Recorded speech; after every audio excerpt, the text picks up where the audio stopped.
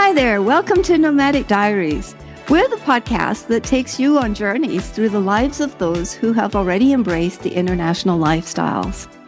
Whether you're an expat, a digital nomad, or someone who's dreaming of those lifestyles, this is your passport to a world of insight. We dive deep into the hearts and minds of the overseas lifestyle professionals, the authors, and researchers. Join us in this fun adventure as we deconstruct all the elements of expat and nomadic lifestyles, one captivating story at a time.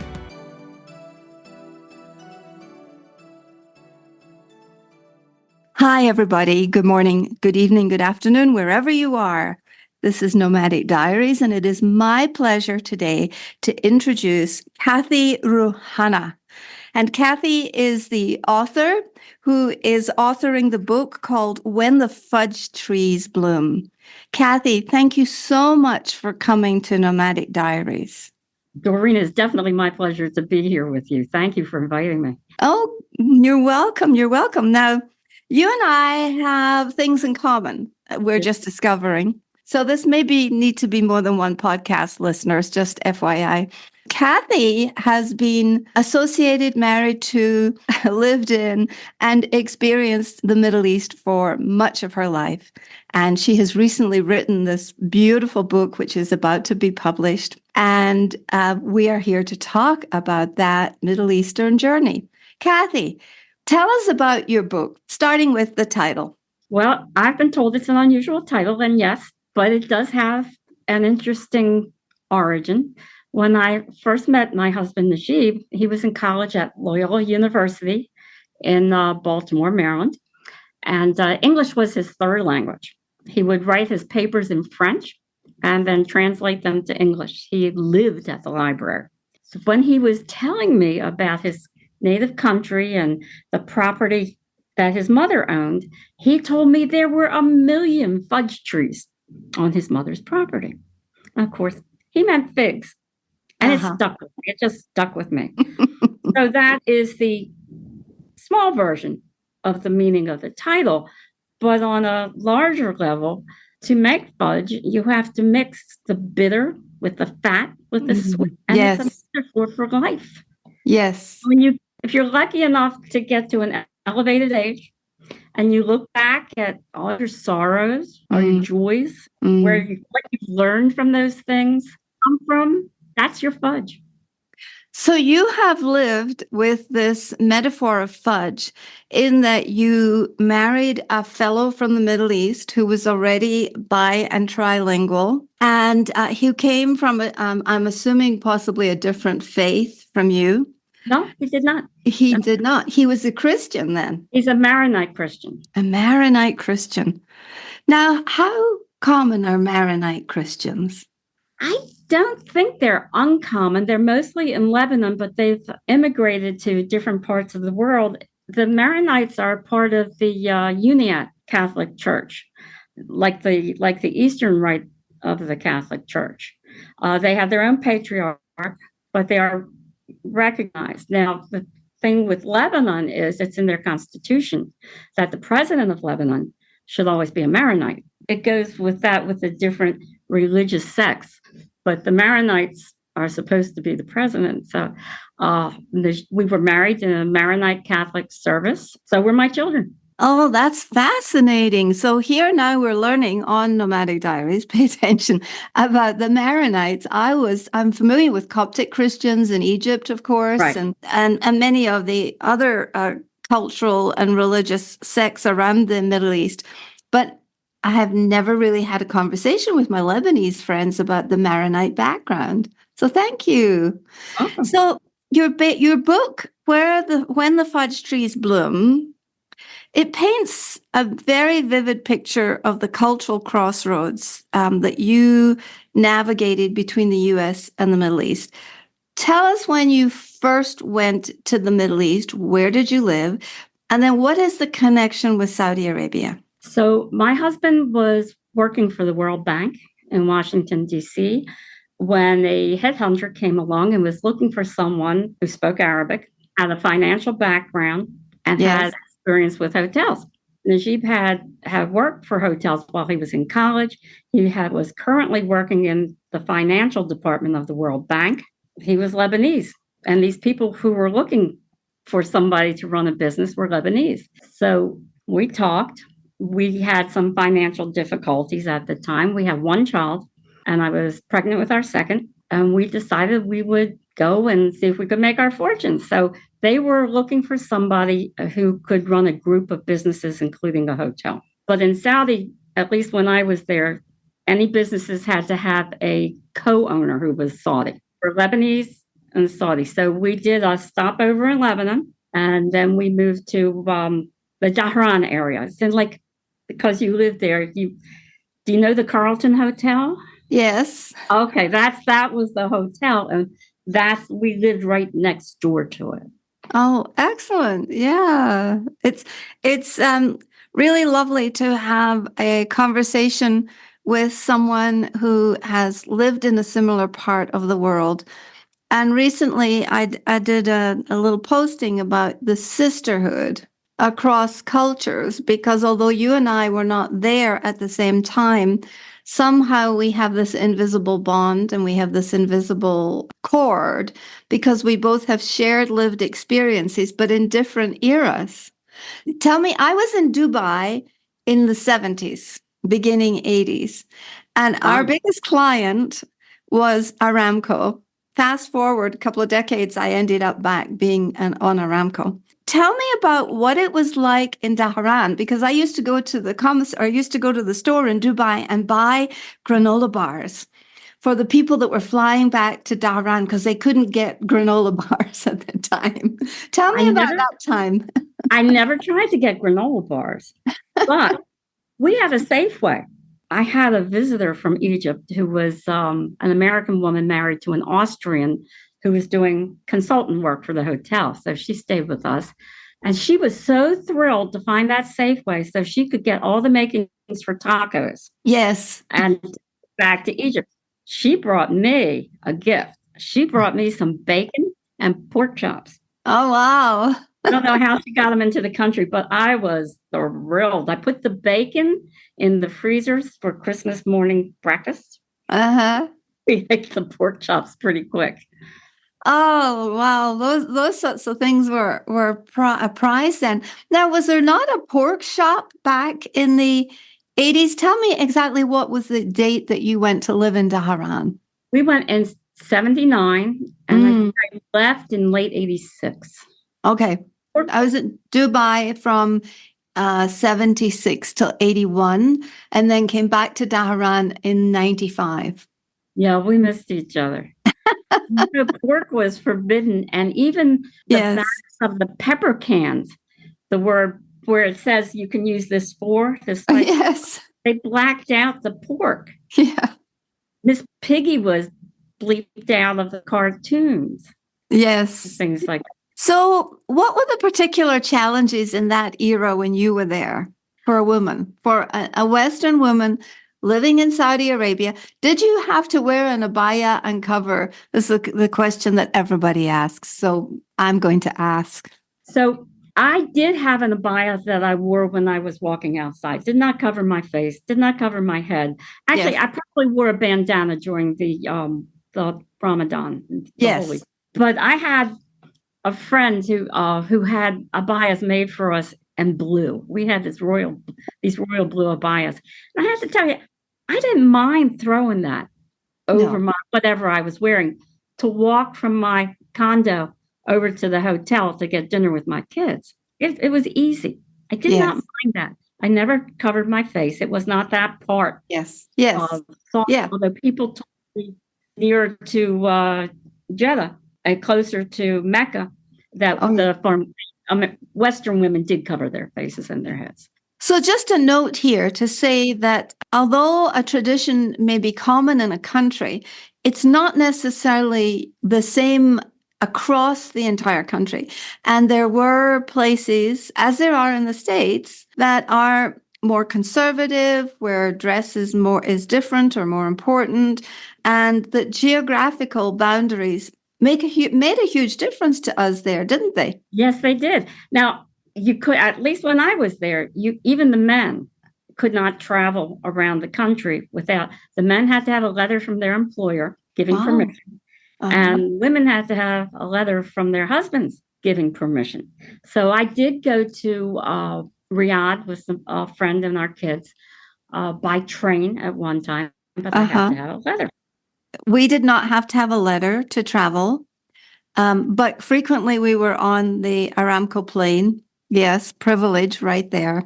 I acknowledge it. It's a different lifestyle, I think. Yes, I yes. was stunned the first time I was taken to Aramco. And the man who took me, he was a manager at the hotel, couldn't believe I hadn't been. He said, "Come on, I'm taking you." He drove. Once we got inside the gates, he said, "Okay, you drive." And I said, "What?" And I saw these manicured lawns, women in shorts, sprinklers. It was like I was in California someplace. Yes. I couldn't believe it. Yes. Now, I haven't been back in about 8 years. I understand that the corporate complex is just like a mega little mini city, and there's a beautiful, amazing cultural center. Have you been back recently, and do you have any interest in going back? I think I could have, well, no, I don't have any interest in going back. I don't have anyone there anymore.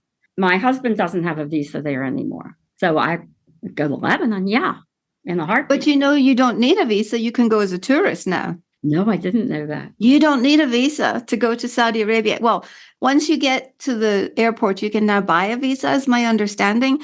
But you better check on that. But they abolished all the work visas in the hopes of gaining a lot of publicity and greater ease of travel because they spent so much money on tourism that it's very different now. How did you find empowerment? What was it that was your salvation or your redemption in Saudi Arabia? Did you have a passion? Were you a quilter? Were you a writer then? What did you do? I was not a writer then. I was a young mother with a almost 4 year old, pregnant with another. And when we moved into the Al Ghasaibi compound, it was it was just wonderful. I mean, there were, I think, 13, 14 different nationalities there. English was the Yes. common language, and we women bonded like nobody's business. I was Yes. not the only one pregnant. I was not the only one with that age of children. And we got together quickly. These ladies they were already had planned a baby shower for someone else.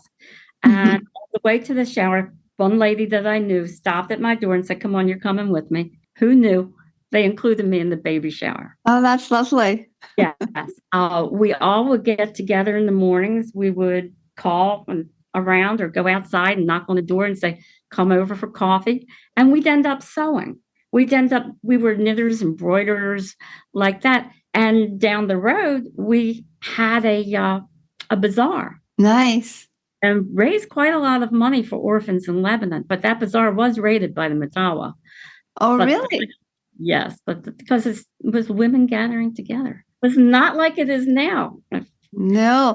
Well, that's fascinating that the Matawa would raid a bazaar because we had a bazaar a week, it seemed like on Aramco. And so I'd never seen that happen. This was in an apartment that was empty, Uh-huh. and it was the lady who was running the bazaar was the wife of one of the Lebanese owners. So we were using an empty apartment in the building that they owned. And actually, it was Najib who called and said Matawa came to him. So they didn't come and raid us. Yes. But there's another part that's in the book where we had what they called barbecues in the better seasons of the weather where it was cooler.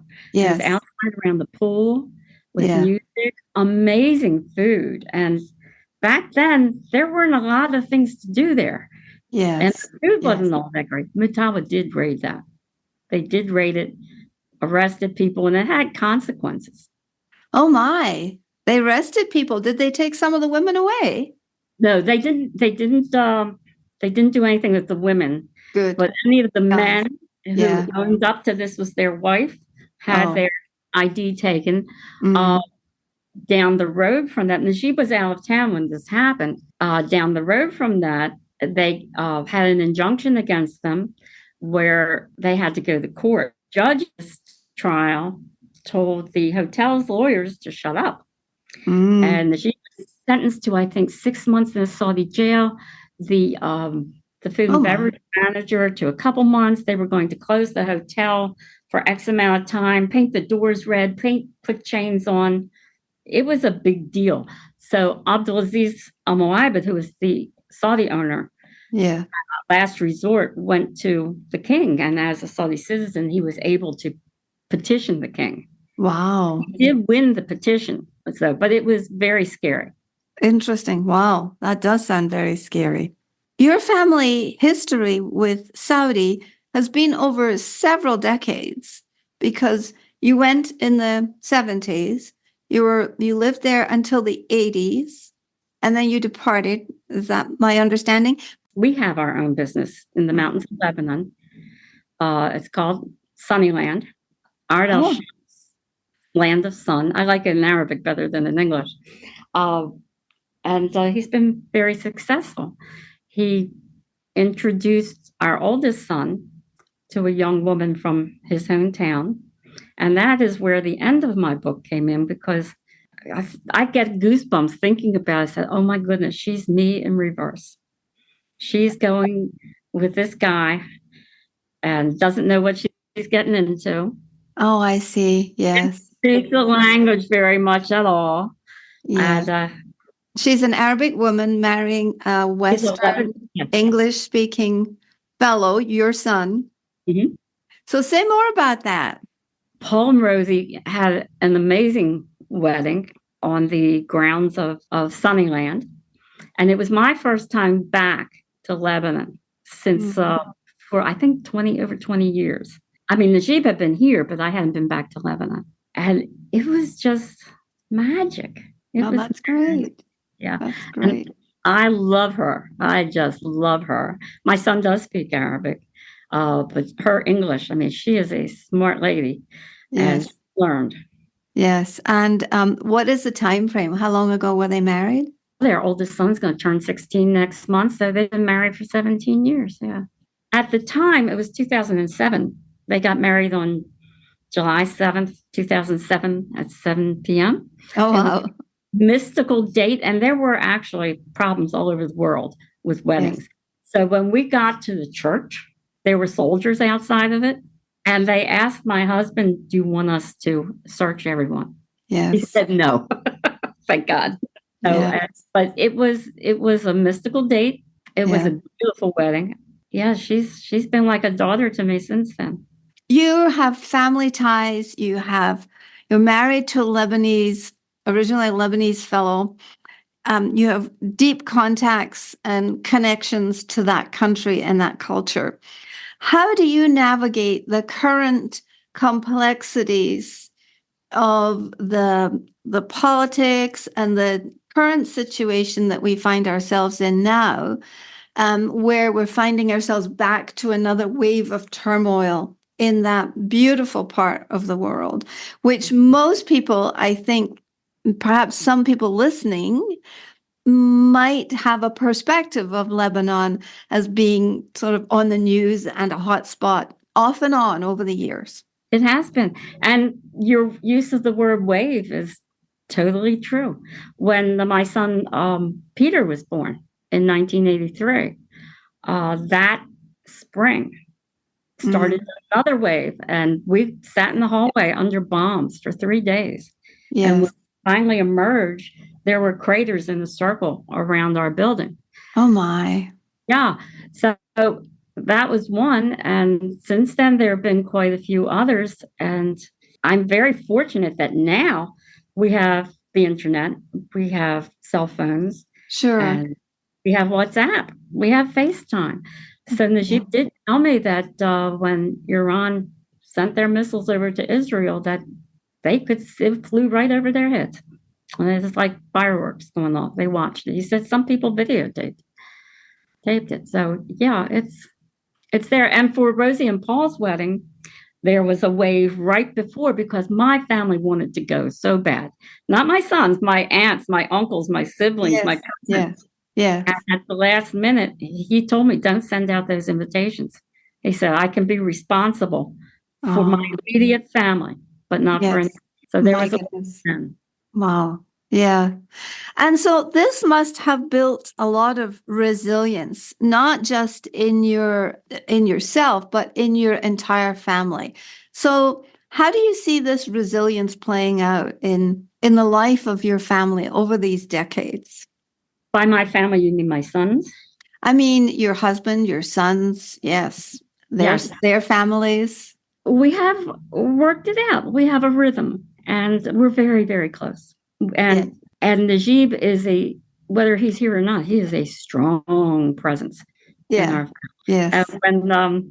when Paul was getting married, they had a bachelor party for him, and my friend's husband was laughing. He said, "You guys are such alphas." He said, "What happens when your dad comes? Who's alpha then?" They just looked at each other and laughed. They said, "Dad." So I feel like when I first started dating Najib, he brought something with him and Yeah. opened up that part of the world. And it's funny because after that, I mean, Baba Ganoush and hummus and falafel, everybody knows what that is. But Yes. back in the 70s, no, No. we didn't. It No. was very strange taste.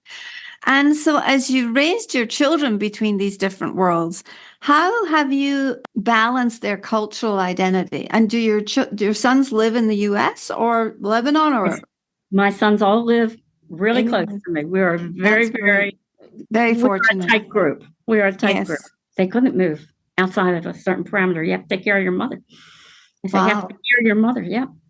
Wow. And that's part of your Middle Eastern mindset. Culture. And clearly, you have made peace with that sort of sense of patriarchy in your family because you obviously see the benefits and the positive in it. I mean, I'm imagining you do. Can you talk to that? I know who I am. And in a sense, I am the matriarch of my Yes. extended family in a way. Yes. I have an aunt who is still with us, thank God. But of my siblings, I'm Yes. the Yeah. organizer. I told my sons a long time ago, and I'm short. I'm 4'11". I told them a long time ago. I said, "You will never be bigger than your mother." And you got to keep telling these kids this because now they can pat Yes. me on the head. So can my grandsons. Yes. Yeah. But no, I Yeah. know who I am, and I know who my husband is. There's a place. Yes, So there is. my daughter-in-law rules the roost at my son's house. Now, that's not to Mhm. say he's a wimp. He's a strong Right. person now. Right. And she came from a different culture where a woman expects that she will run the house, she will cook, she will clean, she will Mm. take care of Mm. her husband and her children. And her mother used to say to her back then, "Have you been to see your mother-in-law? Why not? Go see her. You have to go." So that mindset. But Yes. Yeah. nobody ever doubts that the Yeah. strength of this woman. And now Yes. she's working too. And in finding this interplay of interculturalism within your own family, it's something we talked before we started recording for the listeners' benefit about. There's that sense of being married to that culture. I feel like I was never married to Saudi Arabia, obviously. However, I feel like a part of me will always identify with that person who lived there for those 16 years. Yes. And you were there longer than I was. And we carry that around. And so for people who are multicultural, I say if we could just unzip ourselves and show our flags, or, I'm a part of this, I'm a part of that. There's a Scottish flag. There's now a Mexican flag that is trying to fight its way into its heart and kind of make room amongst all the other nationalities that are in there. That's kind of how it felt to me. Does that feel true to you, or do you have a different mental image of this? No, absolutely. That resonates. I feel like I am so attached to those years. Mm, They defined me. They opened me up. They're precious. yes, yeah, And it just set me on a path, even though yes, part of that path was painful. there were some things that we experienced that were very painful. No, it was a treasure. It still is. I had a T-shirt. It was popular when I lived in Saudi. It said it was this Snoopy from Peanuts doing his happy dance, and it said, "Happiness is being part of the gang in Saudi Arabia." That's cute. That's very cute. And it was. I was happy. Yeah. So, do you have an excerpt or a story that you can share with us from the book, "When the Fudge Trees Bloom," that really demonstrates the resilience and some of the hardships that you had to endure? My main problem was not being able to drive. Most of my hardships, even though I had the freedom in Beirut, those hardships came with war and bombs and the American embassy being blown up. I think I started to tell you earlier about there was nothing to do there. No theater, no movies, well, there were parties, but there was that one woman who was an archaeologist who I was lucky enough to get into her course, and we did a field trip out to Hafuf, out in the desert. Yes. And has beautiful sand structures where they red sand that had been blown into like statues. It was gorgeous. Yes. Hafuf was the home of the camel market at the time. I don't know if it still is. And I was told that those camels were imported from Australia, where they were raised. They didn't raise them in Saudi, at least not at the time. That pre-Islam, Hafuf was the home of the Christian bishop, and there was a Christian cemetery there. But the funniest thing that happened while I was there, I went with a Lebanese friend to an outdoor market. These Saudi women in their garb and with the mask and everything were negotiating a sale with her, because you would always negotiate the price. And of course, she's speaking in Arabic, and she got huffy, and I didn't speak any Arabic back then. She got huffy, and I could see she was upset. And she finished her transaction and huffed off with me. And I said, "What happened?" She said, "She told me I should buy a veil and wear it. I'd look better." Oh, Okay. that's funny. Yeah. Oh, that is so funny. And so, how long did you live in Lebanon for? We were only in Lebanon for just over a year when the situation turned bad. But the way it went, Najib kept one foot in Saudi. So when they had a change of government in Lebanon, the big boss of the Lebanese owners of the conglomerate in Saudi was given a post within the government, and he wanted Najib to be with him. So he went and supported that. But other than that, Najib had been speaking with the American government about some negotiations also, which at the time I did not know. But then things did not go well. They didn't, war broke out again, as I had said. So we were only there for a year and then went back to Saudi. So, for the benefit of our listeners who perhaps don't have the same kind of context, tell us a little bit about the war who was fighting? Was it a civil war? Was it another country fighting Lebanon? Can you paint a picture of the context for that, for the benefit of the listener? Lebanon, since I married Najib in the 70s, had what amounts to a civil war.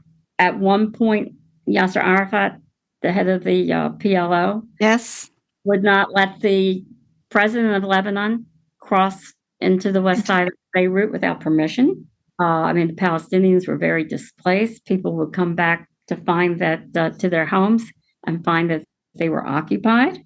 Wow. There were atrocities. There were horrible things. When we were living in Beirut after Peter was born, we were being shelled by the Druze who were in the Shuf Mountains. There was an Israeli presence for a while. Yes. I have brought up this part of the book so I could speak on it a little bit more clearly. But it's been an ongoing thing. There's an Iranian presence with Hezbollah and with Hamas now, and has been. The government has fallen a few times. Yes. Now, at the time when we lived there, the Americans were trying to secretly work out a treaty between Lebanon and Israel. And my husband was one of the people who was being helicoptered to the border to work on those negotiations. But it all fell through. It was ratified. They accepted it. It's called the May 17th Agreement. Yes. And because more trouble broke out, and of course, Syria was involved, it was never implemented. So this is just a little background for our listeners to understand the complexity that exists in being in a country, which just imagine a state in the US, but a small country like Jordan or Syria or Israel or Lebanon, because these are not vast, huge expanses like America, right? But the complexity of cultures, the complexity of politics, the complexity of history and religion and faith and traditions that are the conflagration in the Middle East. I just really want our listeners to understand your perspective, Cathy, of having lived through this and now having written your memoir about this experience. And I would just like to know, what is the bottom line that you would like people to leave this conversation with, but also to read the book? And what would you like them to get out of the book? I would like for people first to see people from other nationalities, particularly the Middle East, who I feel are very stereotyped, that it is a rich, beautiful culture. But bottom line, I sat with these ladies in both Saudi and in Lebanon, and women across the world have the same concerns. Yes, we do. They want to take care of their kids. They want to take care of their health. Give me a recipe. Yes. Same problem. Yes. Well, this has been an absolute delight talking to you, Cathy. I am going to make sure that all the information is in the show notes for When the Fudge Trees Bloom, specifically the publication date when everyone will be able to read it. And I would love to see an advance copy if you would like a. I will make sure that you get one. And may I just say to your listeners, I would love it if you would go to my website. Tell us, where can we find you? What is your website? Cathy, Cathy, Rouhana,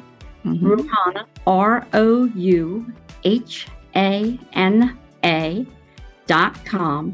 And we are currently running a contest. I have 3 possible book covers. And would you please go online and vote?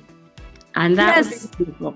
And your listeners could also follow me on social media at author, AUTHOR, Cathy, CATHY, Rouhana, ROUHANA, on Facebook and Instagram. Excellent. Well, we'll make sure that all of that goes in the show notes, Cathy. Before we end, I have 2 quick questions for you. If you were to all of a sudden be banished to a desert island and you can take one dish with you from all the places that you have lived and loved and shared friendships and relationships and just life in general with, what one dish would it be? One food dish. One food dish. It's between 2 things. Okay. Would I take baba ganoush or would I take kibbe? I love kibbe. And I make a really good baba ganoush. Oh, well, if I'm ever in Maryland, expect me. The second question is, let's pretend that you are the fairy godmother and the keeper of all expatriate superpowers. And you are doling out one superpower around the globe to every expatriate, every migrant, every nomad, be they digital or global, or everyone in the globally mobile lanes. What one superpower would you grant people? Oh, lovely. My favorite word in the English language. If you can find your joy rich inside you, no matter what your circumstance, find your joy. Oh, that's great. That's beautiful. So, Cathy, thank you so much. I'm sure we will have to do this again because I will have more questions. And I'm sure our listeners will look forward to the publication of the beautiful book, When the Fudge Trees Bloom. Thank you so much. Thank you, Doreen. It's a pleasure.